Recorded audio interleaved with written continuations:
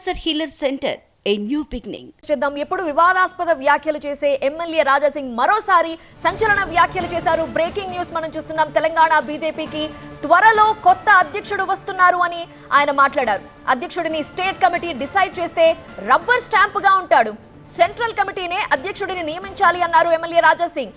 గతంలో కొంతమంది గ్రూపిజంతో పార్టీకి నష్టం జరిగింది. కొత్త అధ్యక్షుడు సీక్రెట్ మీటింగ్లు పెట్టకూడదు అన్నారు. ధర్మం గురించి పనిచేసే వారికే ప్రాధాన్యత ఇవ్వాలన్నారు. మంచి నాయకులు, ఎంపీలు, ఎమ్మెల్యేల చేతులు కట్టేస్తున్నారని అన్నారు రాజాసింగ్.